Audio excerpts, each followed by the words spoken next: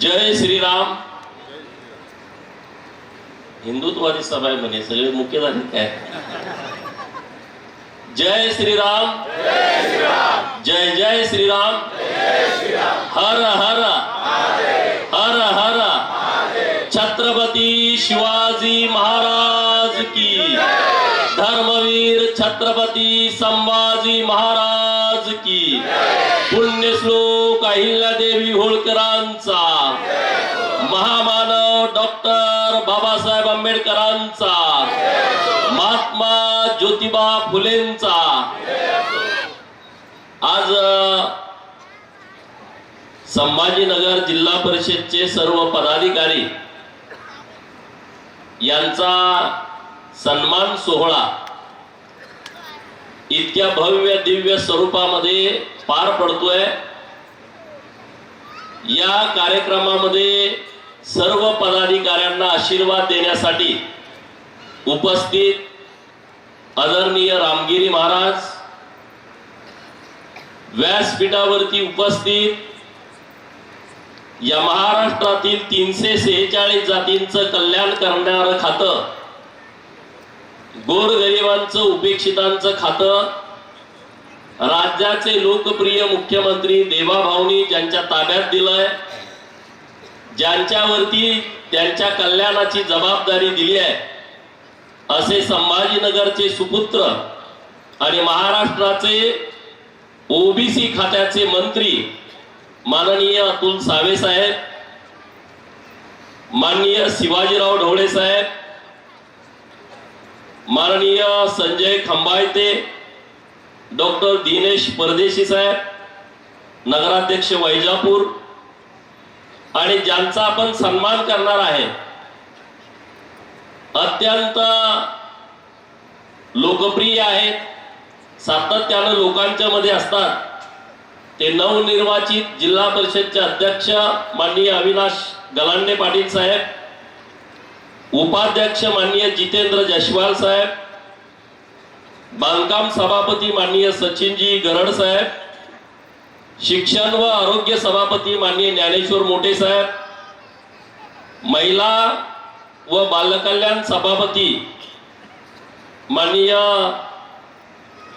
Mister इथं आले, काय आम्ही नाव असं म्हणून दबकलो मी, माननीय किशोर पवार साहेब इथं आलेले आहेत, आणि समाज कल्याणचे सभापती माननीय बालाजी सोनटक्के साहेब, व्यासपीठावरती उपस्थित सर्व जिल्हा परिषदचे सदस्य, पंचायत समितीचे सभापती, उपसभापती, सदस्य, आणि या कार्यक्रमाला आशीर्वाद देण्यासाठी आणि ज्यांच्या बळावरती, ज्यांच्या पाठिंब्यावरती भारतीय जनता पार्टी अत्यंत यशस्वी वाटचाल करते, असे सर्व वडीलधारी मंडळी, युवा मित्र आणि माझ्या माता भगिनींनो, मी सर्वप्रथम या सर्व पदाधिकाऱ्यांचं मनापासून अभिनंदन करतो.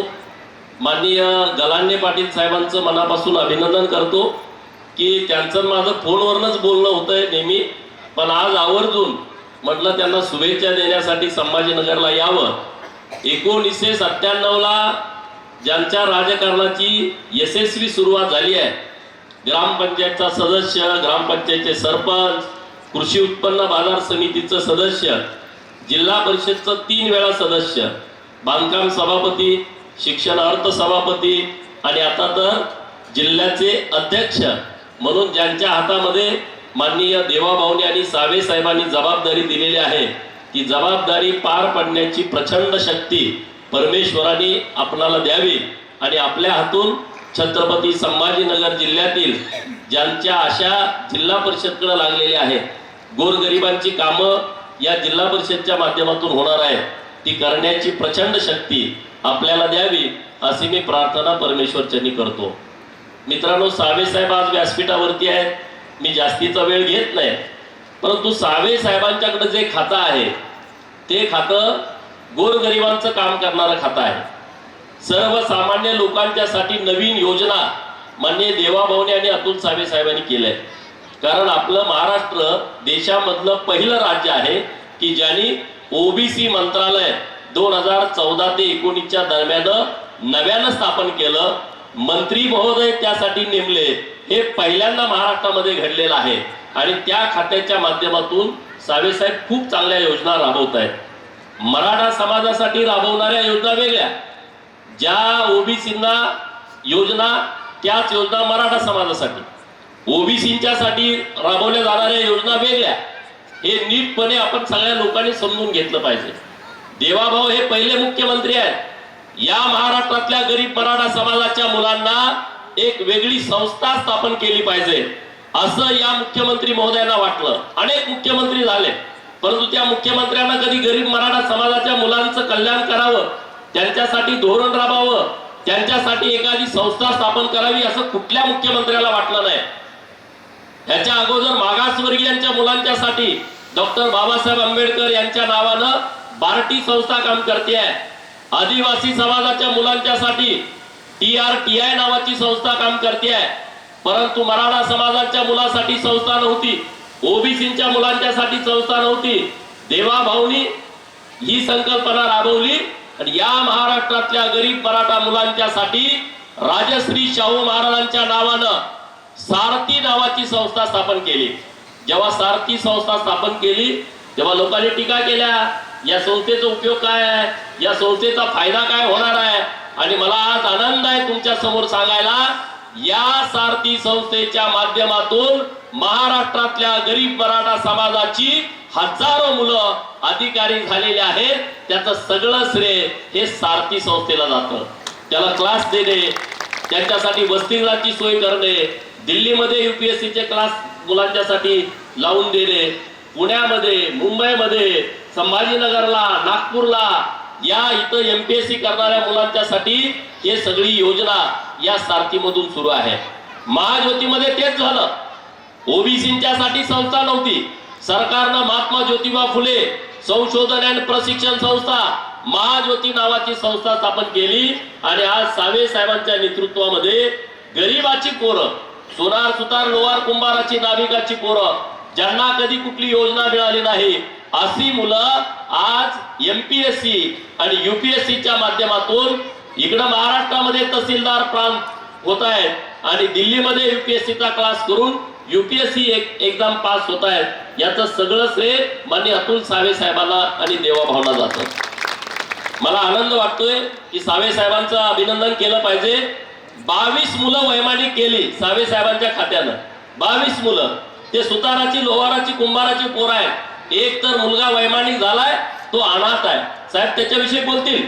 अनाथ मुलगा वैमानिक होण्याचं काम महाराष्ट्र सरकारच्या माध्यमातून 1 मे 1960 नंतर पहिल्यांदा झालाय. ते देवाभाऊ आणि अतुल सावे साहेबांच्या नेतृत्वामध्ये झालाय. वैमानिक करायचं धोरण आपलं सरकार राबवत आहे. आपलं सरकार परदेशामध्ये जाणाऱ्या मुलांना 25 लाखापासून 1.5 कोटी पर्यंत जे मुलं शिकायला जात आहेत त्यांना स्कॉलरशिप देत आहे. हे पहिल्यांदा असं घडत आहे. या महाराष्ट्रामध्ये गरीब मराठा समाजाच्या मुलांच्यासाठी 36 मुलांच्यासाठी आणि 36 मुलींच्यासाठी 72 वसतिगृह चालू करणारं आपलं सरकार आहे. 72 वसतिगृह, तेच ओबीसींच्यासाठी 36 मुलींच्यासाठी, 36 मुलांच्यासाठी. त्यातून ज्या मुलांना वसतिगृहामध्ये ऍडमिशन मिळत नाही त्या मुलांच्यासाठी स्वाधार सारखी, आधार सारखी योजना आपल्या सरकारनं चालू केलेली आहे. आणि त्याचं श्रेय अतुल सावे साहेब आणि राज्याचे मुख्यमंत्री देवाभाऊंना जात आहे.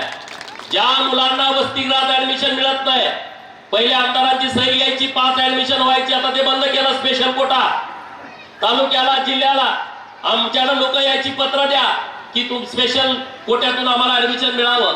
आई वडिलांना वाटतं अरे माझ्या मुलीला शिकायचं आहे, माझ्या मुलाला शिकायचं आहे, तो छत्रपती संभाजीनगरला असेल, तालुक्याला असेल, वसतिगृहामध्ये ऍडमिशन पाहिजे. आम्ही सह्या करून द्यायचो, 5 ऍडमिशन व्हायची, परंतु 100 लोक आमच्याकडून पत्र घेऊन जायची. आम्ही सांगायचो अरे आम्ही बोलणार नाही एवढ्या लोकांचं, पण आई वडिलांचं काळीच आहे, मुलांची काळजी त्यांना वाटते. अहो तुमचं पत्र द्या, आमचं काम होत आहे. त्याला कोणीतरी सांगतंय आमदाराचं पत्र आणा, खासदाराचं पत्र आणा, परंतु त्यामध्ये 5 ऍडमिशन व्हायची. आता या वर्षी ते बंद झालं, स्पेशल कोटा. परंतु मी धन्यवाद सरकारला देईन, ज्या तालुक्यामध्ये विद्यार्थ्याला सरकारी वसतिगृहामध्ये ऍडमिशन मिळत नाही त्या ओबीसीच्या मुलाला, त्या धनगर समाजाच्या मुलाला राज्य सरकारनं योजना चालू केली आहे. ज्या मुलाला वसतिगृहात ऍडमिशन मिळत नाही त्याच्या खात्यावरती डायरेक्ट 38,000 रुपये आपलं सरकार टाकतंय. राहण्याची आणि जेवणाची फी तोच मुलगा जिल्ह्याला गेला तर आपलं सरकार 48,000 रुपये टाकतंय. तोच मुलगा वर्गाच्या महानगरपालिका आणि आयुक्तालय ज्या ठिकाणी आहे अशा ठिकाणी गेला तर आपलं सरकार 53,000 रुपयाच्या खात्यावरती टाकतंय. आणि तोच आपला मुलगा मेट्रो सिटी मध्ये शिकायला गेला, नागपूरला, पुण्याला, पिंपरी चिंचवडला, मुंबईला, नवी मुंबईला आणि ठाण्यामध्ये जर आपलं पोरग शिकायला गेला आणि त्याला वसतिगृहात मध्ये ऍडमिशन मिळालं नाही तर अतुल सावे साहेबांचं खातं त्याच्या नावावरती 61,000 रुपये टाकतंय. 61,000 रुपये. 12वी नंतरचं जो व्यावसायिक शिक्षण घेतोय, तुम्हाला माझी विनंती आहे, जे मुलं आपली शिक्षण घेत आहे तुम्ही फॉर्म भरा. आपलं सरकार इतक्या चांगल्या ताकदीनं काम करताय. आपल्या योजना लोकांना माहित नसतात. आपण फॉर्म भरत नाही, 3-3 वेळा तारखा पुढे ढकलतंय सरकार, 3-3 वेळा. तरी पण आपण फॉर्म भरत नसू तर पालकांनी आणि विद्यार्थ्यांनी या सगळ्या बाबीचा विचार करण्याची आवश्यकता आहे. आपलं सरकार शेतकऱ्यांच्या बाजूने ठामपणे आहे. माननीय मुख्यमंत्री महोदयांनी निर्णय केला, या महाराष्ट्रातल्या शेतकऱ्यांचं लाईट बिल माफ करायचं. 7.5 HP पर्यंत ज्यांचं कनेक्शन आहे त्या महाराष्ट्रातल्या सर्व शेतकऱ्यांना लाईट बिल पूर्णपणे माफ करणारं आपलं पहिलं सरकार आहे महाराष्ट्रातलं, ज्यांनी शेतकऱ्यांचं वीज बिल पूर्णपणे माफ केलं. विरोधक नुसते बोला वीज बिल माफ कधी करणार, वीज बिल माफ कधी करणार. केलं वीज बिल माफ. ह्याच्या पुढे आपलं सरकार चाललंय. रात्री जेव्हा माझा बाप शेतकरी पाणी पाजायला जातो, माझी आई पाणी पाजायला जाते, माझी बहीण पाणी पाजायला जाते, कुणाला साप चावलाय, कुणाला विंचू चावलाय, कुणाला विजेचा करंट लागलाय, कुणी विहिरीमध्ये पडलं, कुणी नदीमध्ये पडलं, कुणी तलावामध्ये पडलं, त्यांचा मृत्यू झाला. परंतु आता आपल्या सरकारनं ठरवलं की या महाराष्ट्रातल्या शेतकऱ्यांना दिवसा लाईट द्यायची. सकाळी 7 वाजता सूर्य उगवल्यानंतर सूर्य मावळेपर्यंत लाईट चालू राहील आणि माझा शेतकरी दिवसा शेतामध्ये काम करेल आणि संध्याकाळी 7 वाजता घरी येऊन बायका पोरांच्या मध्ये सुखानं जेवण खाईल. या पद्धतीचं काम सरकारचं सुरू आहे. महाराष्ट्रातले 50% शेतीचे फिडर आता सोलार वरती आलेले आहेत. शेता आपल्याच गावात वीज तयार होते आणि गावातला फिडर त्या सोलार वरती कन्वर्ट केला जातोय. पुढच्या 1 वर्षामध्ये महाराष्ट्रातले सर्व फिडर हे सोलार वरती कन्वर्ट होणार आहेत. म्हणजे 1 वर्षानंतर तुम्हाला रात्री कधीच शेतात जावं लागणार नाही. याची काळजी राज्याचे मुख्यमंत्री माननीय देवेंद्र फडणवीस साहेब घेत आहेत. त्यांचं जोरदार तुम्ही अभिनंदन केलं पाहिजे. 4,000 मेगावॅट वीज आता तयार होते सोलारची आणि 18,000 मेगावॅट वीज तयार करणार या वर्षामध्ये. देशातलं 1 नंबरचं आपलं सरकार महाराष्ट्र 1 नंबरला आहे सोलारची वीज निर्मिती करण्यामध्ये. शेतकऱ्याच्या जीवनामध्ये बदल म्हणजे हे बदल आम्हाला पाहिजे, हे बदल आम्हाला अपेक्षित आहे. ही गरज आहे आम्हाला लोकांना. आता ऊसाच्या दराचं आंदोलन होत नाही. का होत नाही? कारण त्याची दर निश्चिती फिक्स केली आहे सरकारनं. आंदोलन इथून पुढे कधीच होणार नाही ऊसाच्या दराचं. कारण FRP सरकारनं ठरवली, केंद्र सरकारनं. मोदी साहेबांनी ठरवलं या देशातल्या लोकांच्या जीवनामध्ये बदल केला पाहिजे. मोदी साहेबांनी ठरवलं आमच्या महिला या स्वतःच्या पायावरती उभा राहायला पाहिजेत. लखपती दीदी नावाची योजना आणली आपल्या सरकारनं. माननीय नरेंद्र मोदी साहेबांचं आणि देवाभाऊंचं म्हणणं आहे की माझ्या महाराष्ट्रातले प्रत्येक बहीण ही लखपती झाली पाहिजे आणि त्यासाठी महिलांना मदत करण्याचं धोरण केंद्र सरकारनं आणि राज्य सरकारनं आणलंय. या लखपती दीदीचा फायदा माननीय अविनाश दादांच्या नेतृत्वामध्ये माझ्या छत्रपती संभाजीनगर जिल्ह्यातल्या माझ्या भगिनींना झाला पाहिजे. हे जिल्हा परिषद आणि पंचायत समितीनं हे काम हातामध्ये घेतलं पाहिजे. महिला बचत गट आहेत आमचे. महिला बचत गट खूप चांगल्या पद्धतीनं काम करतायत. महिला बचत गटाच्या माध्यमातून आमच्या भगिनी स्वाभिमानी होत आहेत, सन्मानित झालेल्या आहेत, मेहनत करतायत, वेगवेगळे प्रयोग गावामध्ये राबवतायत. त्या महिला बचत गटाच्या पाठीमागे केंद्र सरकार आणि राज्य सरकार ठामपणे उभा आहे, खमक्यापणाने उभा आहे. माझ्या भगिनींना माझी विनंती आहे, तुम्ही काहीतरी नवीन सर्च करा आणि आमचे जिल्हा परिषदचे सगळे पदाधिकारी आहेत, आमचे आमदार आहेत, आमचे मंत्री आहेत, ते तुमच्या पाठीमागे ताकदीने उभा राहणार आहेत. त्याचा तुम्ही फायदा घ्या. घरात बसून महिलांना काम मिळावं अशी अनेक महिलांची मागणी आहे. कारण सगळ्यांना शेत नाही, सगळ्यांना जमीन नाही, सगळ्याच्या शेतामध्ये पाणी नाही. अशी असंख्य कुटुंब आहेत की ज्यांना रान नाही, जमीन नाही, जनावर नाही, शेळ्या नाहीत, मेंढ्या नाहीत, म्हैशी नाहीत, गायी नाहीत, ती लोक काय करणार आम्ही? तर त्यांच्यासाठी योजना आणली पाहिजे. अविनाश दादा तुमच्या नेतृत्वामध्ये उपाध्यक्ष आणि 4 सभापती काम करणार आहेत. समाज कल्याणच्या सभापती महोदयांना माझी विनंती आहे, हात जोडून जिल्हा परिषदला जेवढी लोक येणार आहेत त्यातली 70% गरीब लोक हे समाज कल्याण खात्याकडे येणार आहेत. जिल्हा परिषदच्या बजेट मधला 33% बजेट हे फक्त समाज कल्याण सभापतीच्या माध्यमातून खर्च केलं जाणार आहे. आणि गरिबांचा आशीर्वाद तुम्हाला लाभू शकतो, कारण तिथं रंजलेली गांजलेली लोक तुमच्या खात्याकडे येणार आहेत.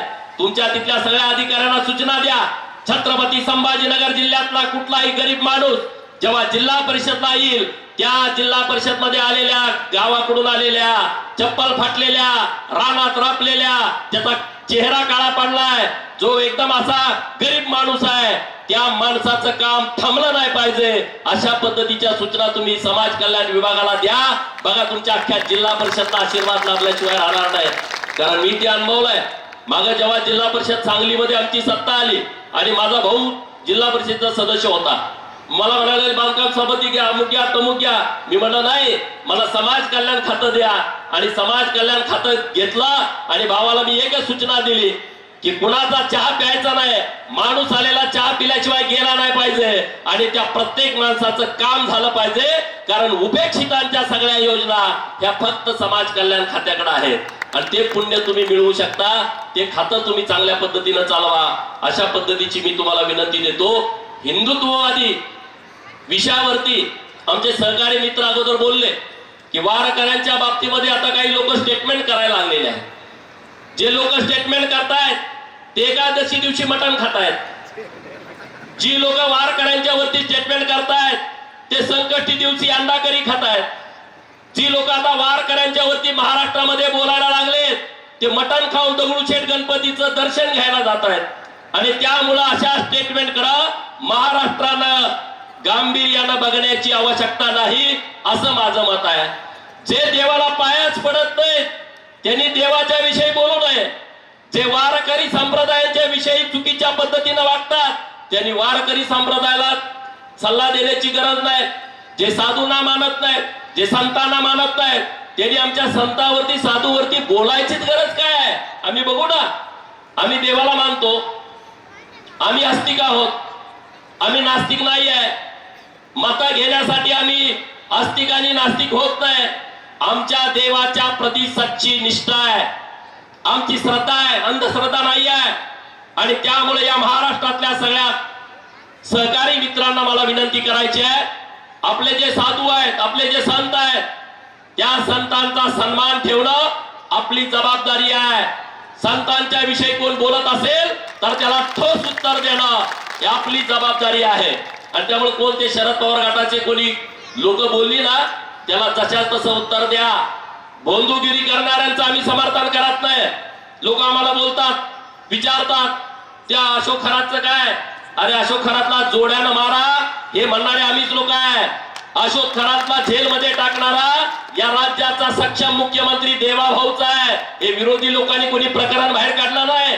आमच्या मुख्यमंत्री महोदयांनी सूचना दिल्या, अशोक खरातचा नंगा नाच सुरू आहे आणि त्याला जेलमध्ये टाकावा. हे असल्या भोंदूगिरीला आम्ही दाद देत नाही, कारण हे छत्रपती शिवाजी महाराजांचं राज्य आहे. आम्ही असल्या भोंदूगिरीला दाद देत नाहीये. धर्मवीर छत्रपती संभाजी महाराजांचा आमच्याकडे वारसा आहे. आम्ही असल्या भोंदूगिरीच्या पाठीमागे लागत नाही. धर्माचं रक्षण करणाऱ्या, धर्मावरती जेव्हा संकट आलं तेव्हा पदर धरणाऱ्या पुण्यश्लोक अहिल्या देवींचं जन्मस्थान महाराष्ट्र आहे. संत ज्ञानेश्वर, संत तुकाराम महाराज, संत चोखामेळा यांची पुण्यभूमी आहे. त्यामुळे भोंदूगिरी करण्याच्या पाठीमाग हिंदुत्वादी कार्यकर्ते राहत नाहीत. जे कोणी भोंदूगिरी करतील ते हिंदू समाजाला बदनाम करतायत. आम्ही त्याच्या बाजूने नाही आहे. परंतु हिंदू धर्मावरती जर कोणी वाकडी नजर टाकत असेल, आमच्या आया बहिणीवरती कोणी वाकडी नजर टाकत असेल, तर त्यांचं डोळं काढून हातात देण्याची जबाबदारी हे प्रत्येक हिंदुत्वादी कार्यकर्त्याचं काम आहे. काय चाललेत प्रकार? नाशिक मध्ये काय घडलं परवा? अरे आम्ही म्हणतो गावाकडे हे होतंय, शहरामध्ये होतंय, गल्लीमध्ये होतंय, मोहल्ल्यामध्ये होतंय. आता ते कॉर्पोरेट कंपन्यामध्ये घुसले. कॉर्पोरेट कंपन्या, आयटी सेक्टर, आमची जी पोरं शिकतायत आणि जे पगार पॅकेज मध्ये घेतात, 20 लाख पॅकेज आहे, 30 लाख पॅकेज आहे, 50 लाखाचं पॅकेज आहे, 1 कोटीचं पॅकेज आहे, असं गावात मुलं सांगतात. नात्या गोत्यामध्ये आपली चर्चा होते. 1 कोटीचं पॅकेज आमची पोरगी घेते आहे. अरे आमची मुलगी शिकली आहे, आमची मुलगी सवरली आहे, आमची मुलगी शहाणी झाली, स्वतःच्या पायावरती उभा राहिली, IT सेक्टर मध्ये गेली. पण त्या माझ्या मुलीला, माझ्या बहिणीला जर जिहादी प्रवृत्तीची लोक लक्ष ठेवून टार्गेट करत असतील, नोकरी लागताना इंटरव्ह्यू पासूनच तिच्यावरती लक्ष ठेवत असतील आणि तिला फसव्या प्रेमाच्या जाळ्यात अडकवत असतील आणि तिच्यावरती अत्याचार करत असतील, तर मग या विषयाकडे आपण सिरियसली बघितलं पाहिजे का नाही बघितलं पाहिजे? सांगा, बघितलं पाहिजे की नाही? नाशिक मध्ये अशा मुलींना टार्गेट केलं. 9 मुलींनी तक्रार दिली, त्यांचं धर्मांतरण केलंय. 9 मुलींनी तक्रार दिली की त्यांचं व्हिडिओ केले. 9 मुलींनी तक्रार केली, त्यांचं व्हिडिओ केलेलं त्यांनी त्यांच्या मित्राकडे दिले. परत त्यांनी ब्लॅकमेल केलं, तुझ्या घरी सांगतो, तुझा व्हिडिओ प्रसारित करतो, सोशल मीडिया मध्ये टाकतो. त्यांना अत्याचार केला. परत त्यानं व्हिडिओ तयार केला, त्याच्या दुसऱ्या मित्राला दिला. त्यानं परत त्या मुलीला ब्लॅकमेल केला की तुझा व्हिडिओ मी फेसबुक वरती टाकतो. त्यानं परत अत्याचार केले. हे प्रकरण खपून घ्यायचं का सांगा? लोक म्हणतात की भाजपवाले काहीतरी हिंदू मुसलमान करतात, संघवाले हिंदू मुसलमान करतात, विश्व हिंदू परिषद वाले हिंदू मुसलमान करतात. अरे हा हिंदू मुसलमान करण्याचा विषय नाही आहे, हा विषय राजकारणाचा नाही आहे, हा विषय मतदानाचा नाही आहे. अरे हा विषय आमच्या आया बहिणींचा आबरू वाचवायचा विषय आहे, धर्मरक्षणाचा हा विषय आहे. आणि तुम्ही तर भाग्यवान आहात, महाराष्ट्रामधला एकमेव जिल्हा जो भाग्यवान आहे की धर्मवीर छत्रपती संभाजी महाराजांच्या नावानं आता तुम्हाला जग ओळखतंय. हे तुमचं भाग्य आहे. हे धर्मांतरण करणारे लोक, रेशन दिलं धर्मांतरण, कपडे दिलं धर्मांतरण पोरीला, आणि पोराला पुस्तकं दिली धर्मांतरण, दप्तर दिलं धर्मांतरण, घर बांधायला 4 पत्रे दिले धर्मांतरण, घर बांधायला 4 सिमेंटची पोती दिली धर्मांतरण. माझी आई आजारी होती आणि मग तिला कुणीतरी आला बाबा, त्यानं चमत्कार केला, माझी आई बरी झाली धर्मांतरण. लाज वाटली पाहिजे, लाज. छत्रपती शिवाजी महाराजांचा सुपुत्र, जो राजाचा पोरगा, राजा राजकुमार, छत्रपती शिवाजी महाराजांचा वारस. अरे काहीच कमी नव्हतं, किल्ले होते, सगळं होतं, सैन्य होतं, काय कमी होतं धर्मवीर छत्रपती संभाजी महाराजांना. परंतु औरंगजेब म्हणतोय की तुम्ही धर्म बदला, मी तुम्हाला सोडून देतो.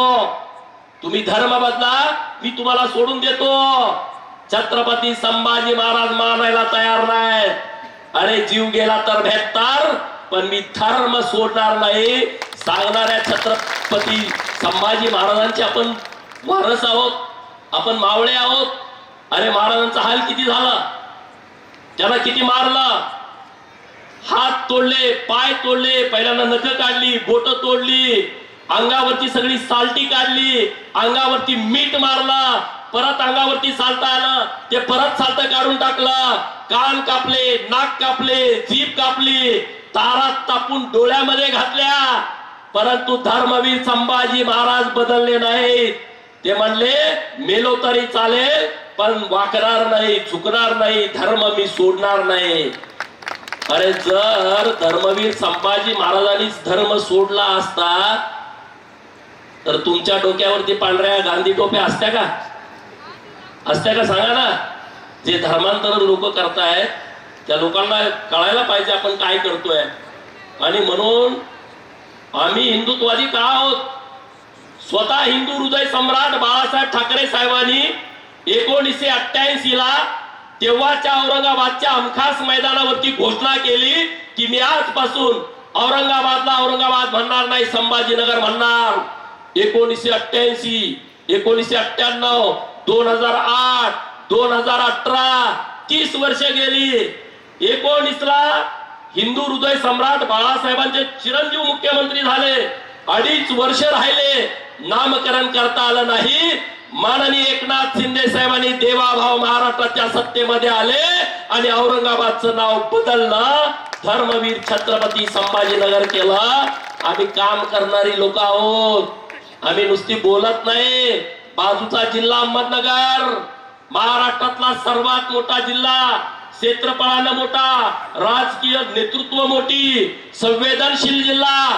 एका वर्षाच्या आतमध्ये घोषणा केली, अहमदनगरचं नाव आम्ही बदलणार, अहिल्यानगर करणार. एका वर्षात करून पण टाकलं. मी एकदा गेल्या वर्षी मी रायगडला गेलो होतो, दरवर्षी जातो. रायगडला गेलो आणि रायगडला गेल्यानंतर माझ्या लक्षात आलं, रायगड हा किल्ला छत्री निजामपूर ग्रामपंचायतच्या अंदर होता. छत्री निजामपूर, षडयंत्र बघा. छत्रपती शिवाजी महाराजांची राजधानी, छत्रपती शिवाजी महाराजांनी स्वराज्य केलं, निर्माण केलं तो किल्ला. छत्रपती शिवाजी महाराजांनी आयुष्याचा शेवटचा श्वास घेतला तो रायगड किल्ला. छत्रपती शिवाजी महाराजांचं पवित्र समाधी स्थळ ज्या किल्ल्यावरती आहे तो रायगड किल्ला छत्री निजामपूर ग्रामपंचायतच्या अंतर्गत. षडयंत्र कसे आहेत बघा. अरे निजाम तिथं आला कुठून? निजामला माहित तर आहे का रायगड कुठं आहे? पण त्या गावाचं नाव छत्री निजामपूर. माझ्या लक्षात आलं, माननीय मुख्यमंत्री महोदयांना दुसऱ्या दिवशी जाऊन पत्र दिला, साहेब रायगड किल्ला छत्री निजामपूर ग्रामपंचायतच्या अंतर्गत आहे, नाव बदला. मला अभिमान आहे माझ्या मुख्यमंत्र्यांचा, माझ्या नेत्याचा. 18 दिवसाच्या आतमध्ये नाव बदललं आणि त्या गावाला रायगडवाडी नाव दिलं. रायगडवाडी नाव.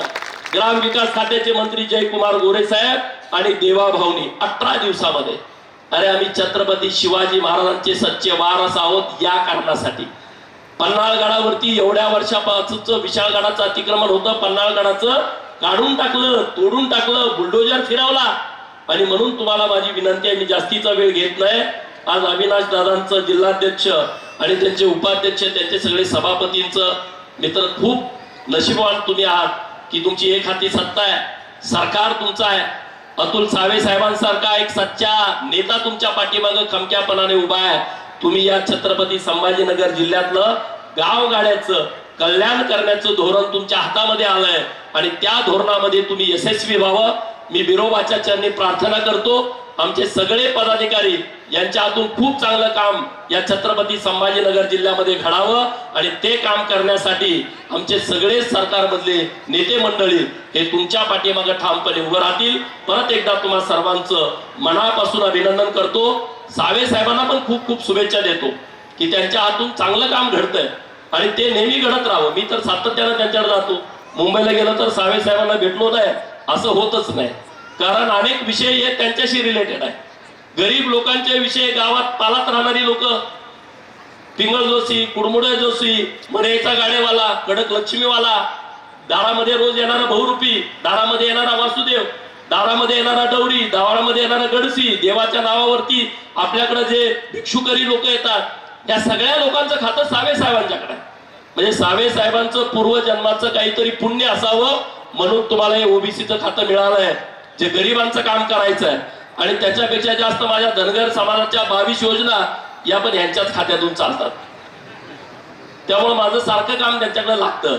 तर एक गरिबांचं कल्याणाचं काम, उपेक्षितांचं, वंचितांचं खातं हे सावे साहेबांच्याकडे आलंय. त्यांच्या हातून चांगलं काम घडतंय. आणखी ते चांगलं घडावं यासाठी मी त्यांना मनापासूनच्या खूप खूप शुभेच्छा देतो. मला या कार्यक्रमाला येण्याचं निमंत्रण दिलं, पण आमचे सगळे सहकारी मित्र तुमचं एवढं कौतुक करतात, तुम्ही आलंच पाहिजे, तुम्ही आलंच पाहिजे. बाबा ठीक आहे, मी कसल्याही परिस्थितीत कार्यक्रमाला येतो. आणि आल्याच्या नंतर खूप आनंद झाला. इतक्या मोठ्या संख्येनं लोक तुमच्या अभिनंदनाच्या कार्यक्रमाला उपस्थित आहेत. तुम्हाला पूर्णपूर्वक शुभेच्छा देतो आणि थांबतो. जय हिंद, जय महाराष्ट्र.